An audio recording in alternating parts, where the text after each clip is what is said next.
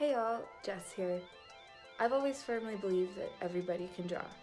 Now, I know that drawing faces, for example, can be kind of intimidating. So I thought I'd break it down into a couple of easy steps that help me when I'm drawing.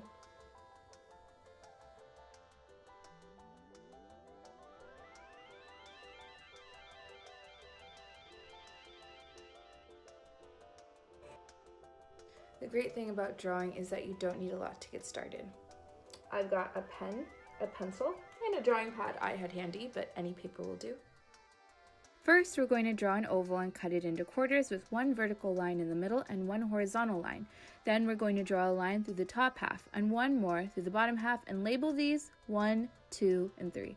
Then we'll draw 2 leaf-shaped eyes right above line 2 with curves above the eyes for eyebrows. The eyes should be around 1 eye length apart. Add circles for pupils.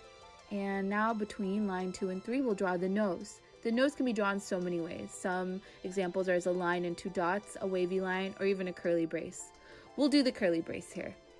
Now, between line 3 and the bottom of the oval, we'll add another half line and label it 3.5. We can look to the eyes for the proportion of the mouth. If you dot down lines from the middle of each pupil to the bottom of line 3.5, those mark how wide our mouth will be.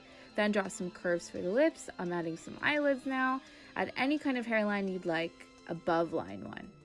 For the ears, the eyes and the nose will be our guide. Draw dotted lines out from the top of the eyes and the bottom of the nose.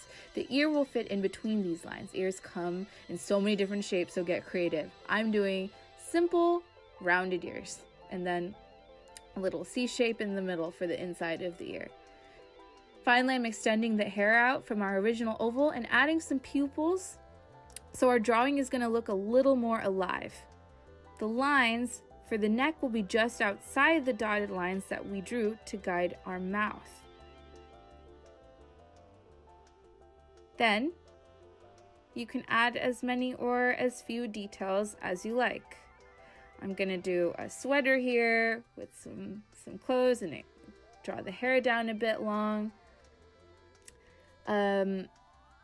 All faces, like all people, are different, but I hope you find these guidelines for facial proportions to be a helpful starting point to your next drawing. The key, as with everything, is to keep practicing and, of course, have fun.